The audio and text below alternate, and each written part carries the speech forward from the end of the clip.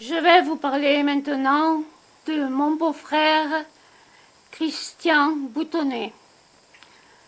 Voilà, ça c'est un garçon qui a été élevé dans du coton, je dirais pas dans le luxe, mais dans la facilité, et qui a passé sa vie à toiser tout le monde et à être avec son air supérieur, à un peu prendre les gens un peu de haut, surtout la famille. Enfin, toujours est-il qu'il a épousé une de mes sœurs, qu'il a fait cocu, et il ne s'est pas contenté de ça.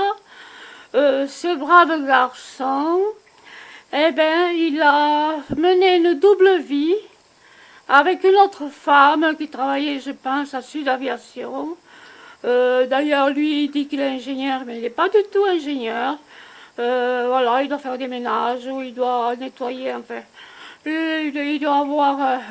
il est peut-être simplement technicien de maintenance, enfin, bon. Il n'est même pas capable de piloter un petit avion. Je lui ai posé la question. Un Cessna ou un Jodel que moi je pilote, ça, voilà. Et il me dit, oh, j'ai pas eu l'occasion, j'ai pas eu l'opportunité. Il n'a pas les capacités, il n'a pas les moyens, c'est tout. Voilà, je vais continuer en disant donc qu'il a mené cette double vie pendant 3 ans. Il a fait souffrir ma sœur Alice d'une façon vraiment,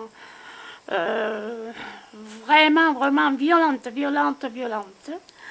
Elle s'est retrouvée seule et bon, j'ai mon jumeau qui descendait de temps en temps la voir et comme moi, ses beaux-parents m'avaient jeté de l'hôpital parce qu'elle avait eu un grave accident et j'étais aux urgences et sa belle-mère m'a carrément dit de quitter les lieux. Ça faisait 5 minutes que j'étais là et bon, ben je suis partie. La chef de service a entendu. Elle m'a dit, mais vous êtes la sœur d'Alice, vous êtes la sœur aînée. Il n'y a que 5 minutes, vous êtes là, parce qu'il y a le registre à signer. Vous revenez? Non, je ne reviens pas dans la chambre parce qu'il y a toute la clique. Il y a mon beau-frère, il y a sa mère, il y a encore notre frère, enfin... Et depuis, j'ai coupé les contacts parce que j'ai compris que M. Christian Boutonnet ne voulait pas que j'ai des relations avec ma sœur, dont je m'étais occupée toute petite lorsqu'elle était à la serre, chez Mme Sirac ou chez Mme Catala, je ne me souviens plus. Hein, j'ai préparé sa communion solennelle, j'allais le voir le dimanche avec mon fiancé, qui est actuellement mon mari. J'aurais pu aller au cinéma, hein, ne pas me préoccuper de mes petits frères et sœurs. Mais bon, j'avais un cœur généreux et je l'ai fait. Et voilà que ce monsieur, bon, c'est pris au sérieux. Il se l'est joué toujours toute sa vie grand seigneur.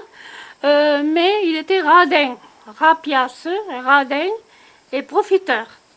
Chaque fois qu'il pouvait venir bouffer à la maison, il bouffait. Chaque fois qu'il pouvait faire réparer la voiture gratis par mon aimable et adorable époux Bruno Peruzzo, il le faisait faire gratis et en plus il ne payait pas les pièces de rechange. Voilà, ça a duré quelques années quand même. Hein. Il a bien profité, c'est sa manière à lui de vivre, de profiter d'autrui, de profiter des autres, mais bon, avec moi ça a marché peut-être 4 ou 5 ans, parce que de plus, j'ai une sœur qui doit être un peu chaude des fesses, puisqu'elle était toujours sur les genoux de mon mari. Et ma perlougne, et ma perlotte, et tu es mon beau-frère préféré, et vas-y que je te caresse le visage, et vas-y que je fasse des poutous, et vas-y que je reste sur les genoux, devant son mari et devant sa sœur. Mais pauvre Alice, je ne sais pas si tu as encore chaud au cul comme avant, Mais quand même, au garage, tu as demandé à Bruno, hein, de tirer ton coup, parce que Christian ne voulait plus voir ton corps, parce que tu as plein de cicatrices dans le ventre à cause de l'accident. Donc, je sais pas si après tu as pris des amants. Ça, c'est pas mon problème. Bon, je regrette du fond du cœur que tu aies eu cet accident. Ça, je le regrette. Et voilà. Bon, ce que... Par contre, je dois te dire aussi que tu piochais du fric dans mon sac à main. Pour la gerbe de fleurs de Madame Catala, tu as fait de même, tu as pris de l'argent dans mon sac. Tu as mis un petit billet pour en reprendre un plus gros. D'accord?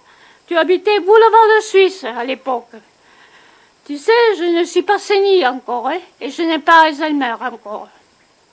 Voilà, ma belle.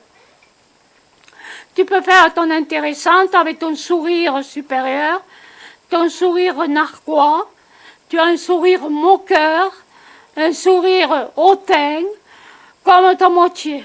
Eh ben, vous savez, vous nous impressionnez pas, hein. Franchement, hein, je vous ai vu hier aux obsèques de Gaël. Eh ben, vous voyez, vous faites un couple vraiment délabré. Ah, vous ne respirez pas le bonheur, hein. Ah, ça c'est sûr que vous êtes vraiment, mon Dieu, mon Dieu, mon Dieu. Il y a beaucoup de mes sœurs qui m'ont dit, mais mon Dieu, Alice maquillée comme une pute avec les rouges à lèvres très rouges. Hein? On ne vient pas dans un enterrement avec un rouge à lèvres rouge vif. Ça se fait pas. On ne vient pas avec un manteau bleu, bleu ciel. On vient avec un manteau gris ou noir. D'accord? Voilà. Ça aussi, elle ne savait pas. Bon, de toute façon, pour ce qu'elle a fait de sa vie, elle a gardé des marmots chez elle, c'est tout ce qu'elle savait faire. Hein.